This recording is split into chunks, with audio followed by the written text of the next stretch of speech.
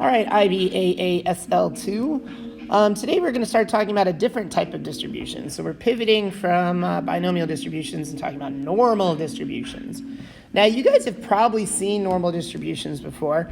I always think of normal distributions as like if I'm grading 75 tests for an IB class and students ask me like, hey, Mr. Jolly, how did that class do on the test? And if I say, well, it was pretty normal, to me, that means that, there was a lot centered around a mean. And then the rest of the, distribution has a kind of a bell curve shape to it, which means that if you think of like, the A++ over here and the F- over here and, probably like a C+ or B- here in the middle, something like that, that a lot of people were probably really close to the mean, like, they were around a C, and then there was like, a small chunk of people that got B's and an even smaller chunk of people that got A's, and then there was a small chunk of people that got D's, and then an even smaller chunk that got like F's and stuff like that.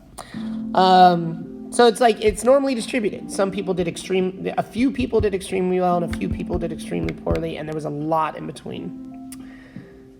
It's bell-shaped. It's centered around a mean. It's got this new Greek letter that we're going to use right here called mu. Mu is not an M, it's a mu, and it stands for the mean.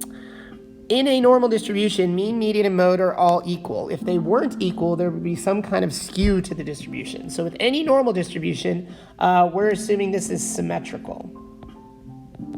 It's not tilted one way or the other, even though my drawing is slightly non-symmetrical.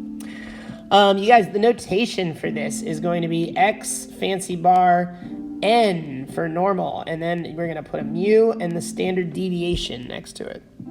I realize standard deviation squared is the variance, but for some reason your book is kind of weird about this. Just know that like if we write X, something like this, N 10, 2, that this is the mean. That is terrible. Sorry, I apologize for my handwriting this morning. This is the mean, and this is the standard deviation. Oh, it's getting worse. Now, you guys, there's certain percentages underneath the curve, or probabilities. A percentage of 34% is like a probability of 0.34 that you score in that zone. If you go 3 standard deviations up from the mean, so this is the mean plus 1 standard deviation, and this is the mean plus 2 standard deviations, and this is the mean plus 3 standard deviations. So if you go 3 up or 3 down, there's certain percentages about how much of the data should fall within that. So if you go 1 standard deviation up, that means that this is about 34% of the data is 1 standard deviation up. Similarly, because it's symmetrical, if you go 1 standard deviation down, about 34% of the data will be to 1 standard deviation down. You could also say that within 1 standard deviation of the whole thing, that this is 68% of the data, if you go 1 standard deviation up or down. So I wanted to show you guys these because there are percentages associated with this. If you look on like Google, these vary slightly depending on where you're looking about their rounding and stuff. But in general, 2 standard deviations up, or from 1 to 2 standard deviations up, is an area of 13.5. And then from the 2nd standard deviation up to the 3rd is 2.35. And then from the 3rd up to infinity, or the 4th, is like 0.15. And that's the same over here. It's symmetrical on both sides. So the majority of the questions you guys are going to have to answer on your homework are about how much, or the probability of something falling within a certain amount of standard deviations. Good news for you guys, we're going to be mainly using our calculators for this. We're going to use this magic thing called Normalcdf. Here's where you can find it. Press second and then vars, which is the distor button. And then right towards the top, one of the first ones, it's the second one, Normalcdf is what you're going to use. The way you punch in Normalcdf is you start with your lower bound, then your upper bound, then the mean, and then the standard deviation. If it's like, hey, find the probability that z is less than 4 or something, if it doesn't have a lower bound, you can assume that the lower bound is negative infinity.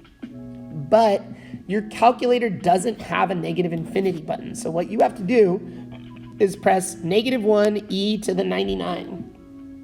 The E button is right above the comma button.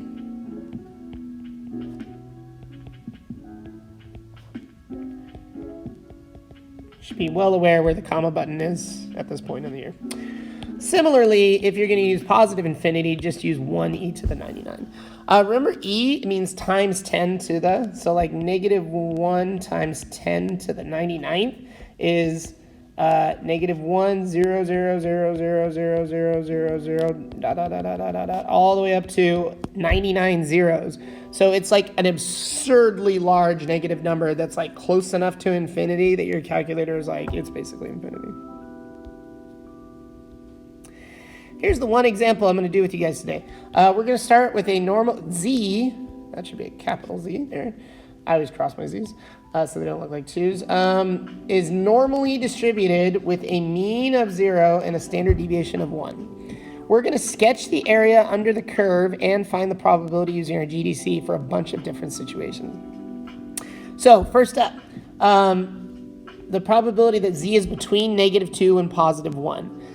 Notice that I put the mean right here in the middle, and then this is the mean plus 1 standard deviation, this is the mean plus 2 standard deviations, and this is the mean plus 3 standard deviations. So this problem's nice because it's centered at 0, and each time it goes up by 1, so it's nice whole numbers. -2 to +1. Well, -2 starts here, and then +1 is here. So this is the area underneath the curve. So we need to figure out the probability that if something is chosen at random, that it falls within that area, which we can use normal CDF. So for normal CDF, we're going normal CDF, then you'll put -2, +1, a mean of 0, and a standard deviation of 1. When you punch this in, you should get about 0.819. So that means this is like 81.9% of the data falls between -2 and +1. The next one says probability that Z is less than 1. So here you will do normal CDF, and then you need it to go down to -infinity. So you'll do -1 e to the 99 all the way up to 1. Standard mean of 0 and a standard deviation of 1. When you punch that in, this is about, oh, I forgot to shade it. I'll do that in just a second. 0.841. So what that represents on the graph is if you start here, and then you go all the way down to -infinity. So this is the area.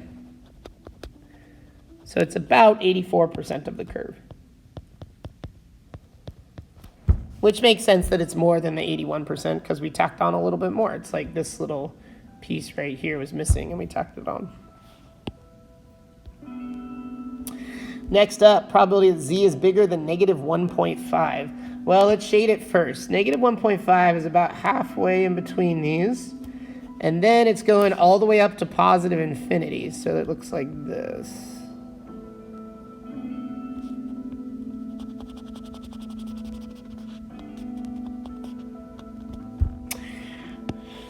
You would type in normal CDF starting at well, okay, this one's a little complicated because the lower bound is -1.5 and then the upper bound is positive infinity, mean is 0, standard deviation is 1.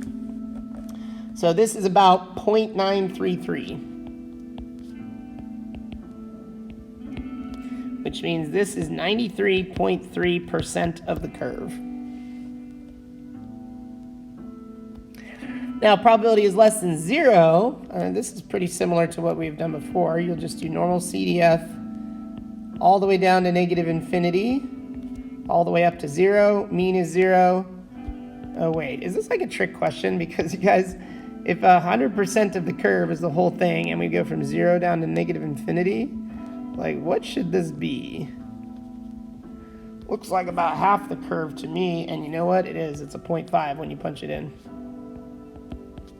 So this is 50%. This one's slightly tricky because it's like the absolute value in there makes it weird.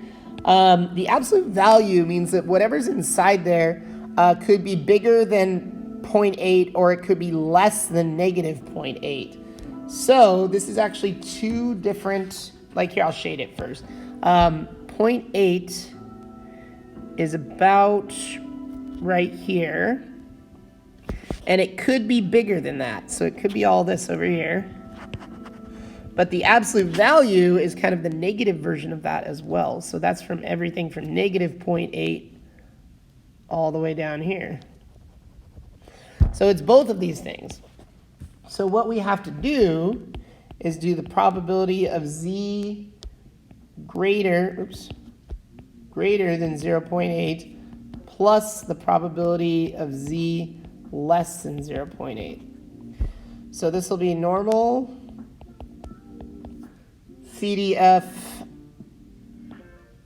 0.8 up to infinity, mean standard deviation, plus normal CDF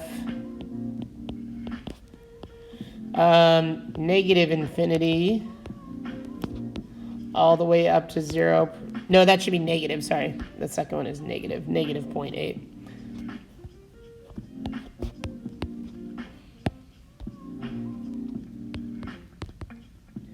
Mean of 0, standard deviation of 1. When you punch that all together and then add it up, you should get 0.424.